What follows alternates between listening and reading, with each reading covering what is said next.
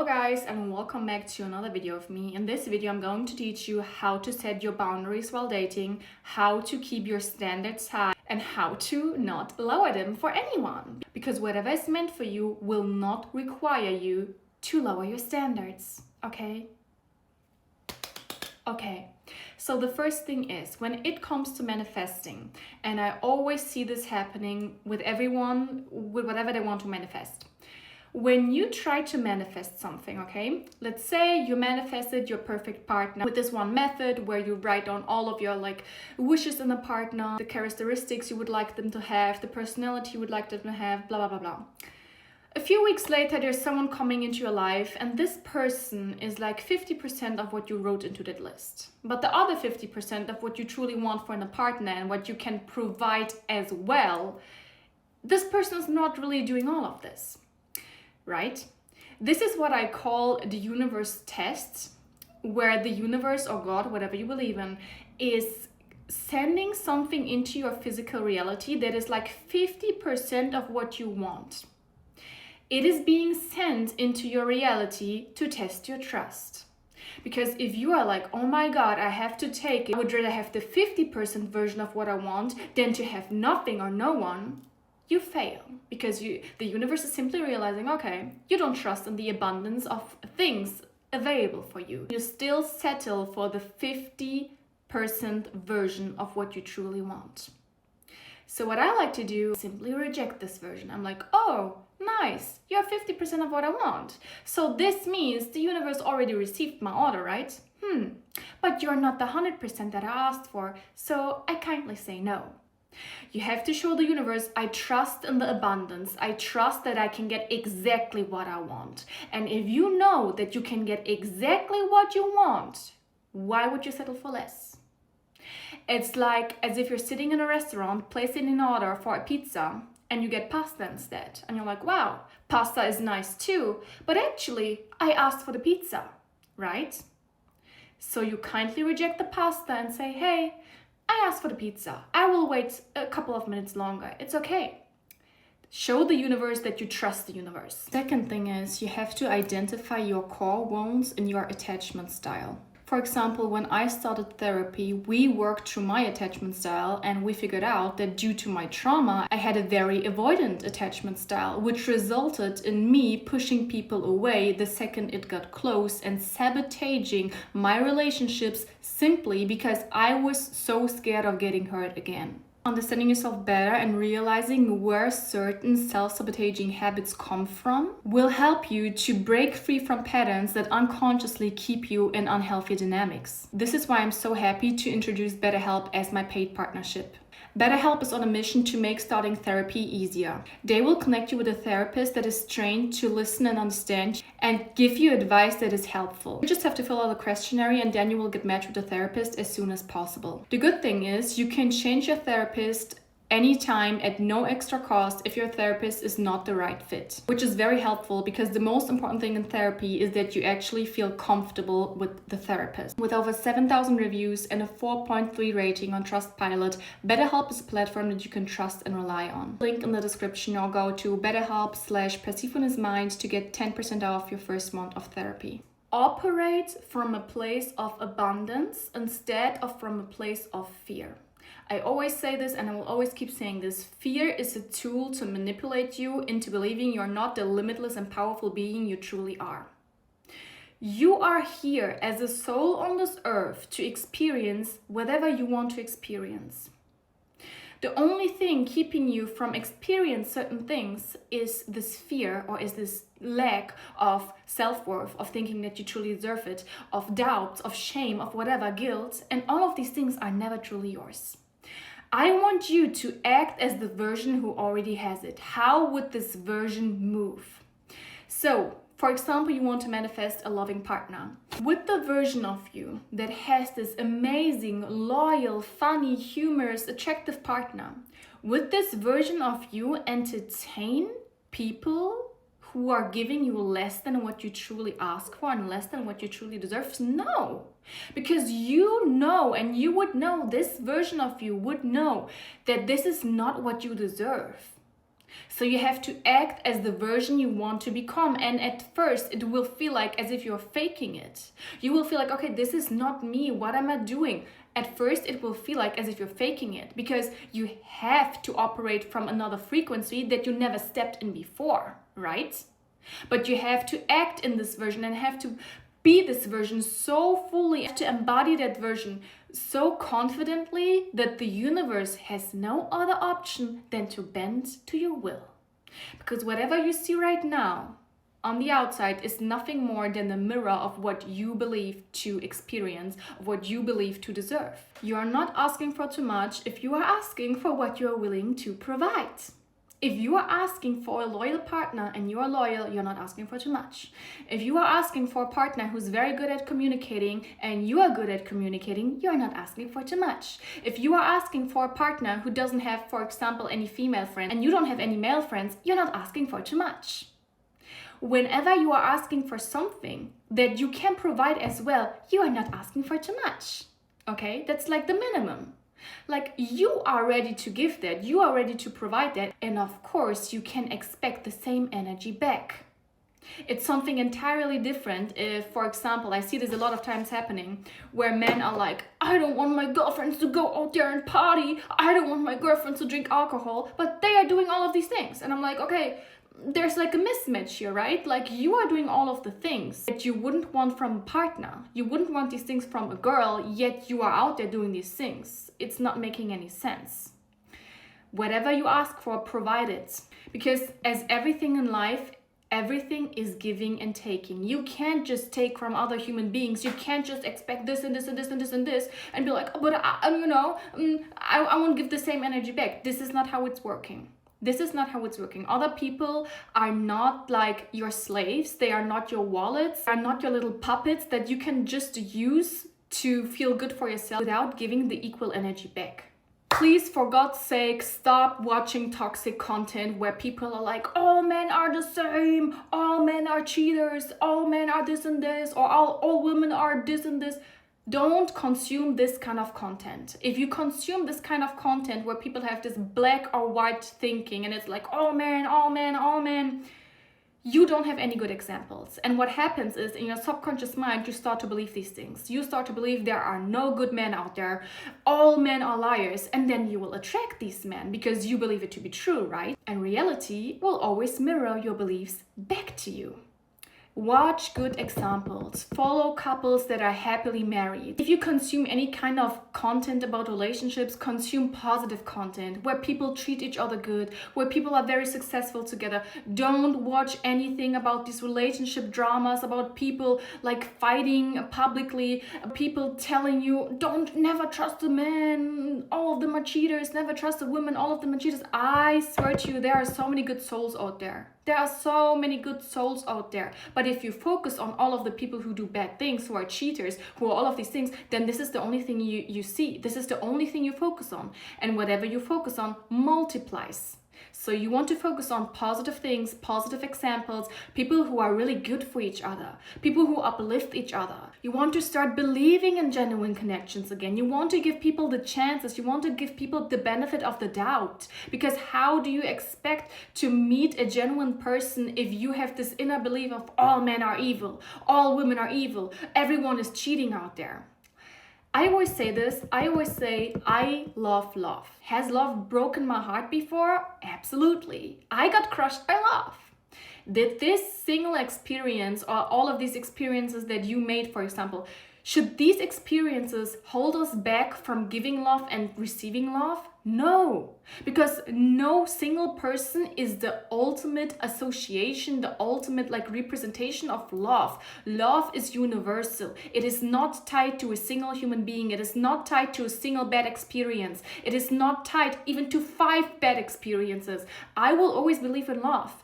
I could get my heart broken 10 times and I would be like, love is the greatest thing ever. I will always believe in love because not a single person has the power for me to make me believe that love is evil. People can do evil things. people can do bad things, people can hurt each other, but love itself will never cease to exist just because of these experiences. And I truly believe that. And this is what you have to believe. Love is abundant, it is everywhere. It is not tied to people. It is in every animal, it is in nature, it is in everything. And if you get to realize that love is everywhere and you don't even necessarily have to seek it from another person, you will start to see it everywhere. You will start to feel it everywhere. You will walk around so happy, so energized, and you're like, wow, love truly is everywhere around me. And I am an embodiment of love. I am an embodiment of the divine. This is how you realize love is everywhere. It is not tied to a person. It is not tied to humans. Don't seek revenge.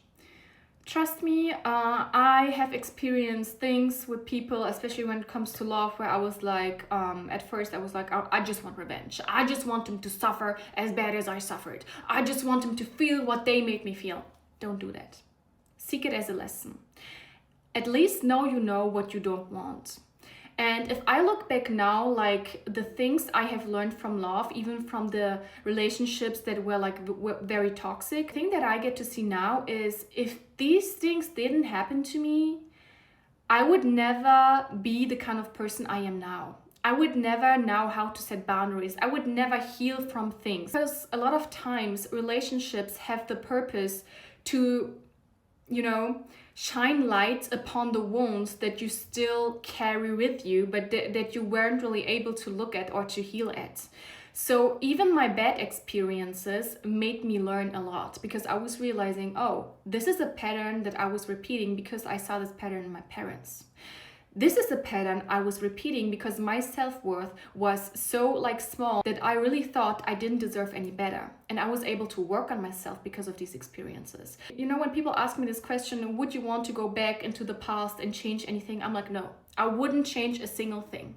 And I experienced so many traumatic things, but I wouldn't change a single thing, not a single little thing, because everything that happened has led me to where I am now. And I know exactly if I choose an easier life or a life that was without all of this struggle, I wouldn't be who I am. I needed these experiences. My soul needed these experiences to learn from them. And if you have this mindset that you see everything as an experience and everything as a lesson, you can never be truly mad. Even the people that hurt me the most, I was able to see their hurt inner child. I was like, okay, you hurt me, and of course I have to take my distance, I have to leave your life, but I understand you. And even if I'm mad at you, and even if I'm very hurt by your actions, I don't wish you to go through the same that you made me go through. I don't wish anyone to go through the same that they made me go through. Because even if I saw this person suffering, it wouldn't change anything about the way I suffered before. So the best revenge is actually moving on and detaching, and not allow anyone to make your heart a place of harboring all of this hate and resentment. Because at the end of the day, the person who is experiencing this hate and resentment is you. It's not them. You can sit in your bed, cry all day, rage all day about how bad of a person they are. They will never experience this hate. You are carrying this hate. You are carrying it in your heart, and you don't want to carry it in your heart anymore. You want your heart to be a place free of all of these things, free of all of this pain. So let go. You are allowed to let go. And when I talk about these things, about forgiving people, I never mean to walk to them and be like, I forgave you. I never did this. I never, said into a person's face, hey, I forgive you. I did this for myself. When I was alone with myself, I was like, Alessia, I think you're ready to forgive this person. And I was done. I was like, okay, I don't want to replay what they did to me. I don't want to send them negative energy. I don't want to get revenge on them. I'm simply done. I'm simply detaching. Simply detach from what they have done to you. This is how they lose all of their power.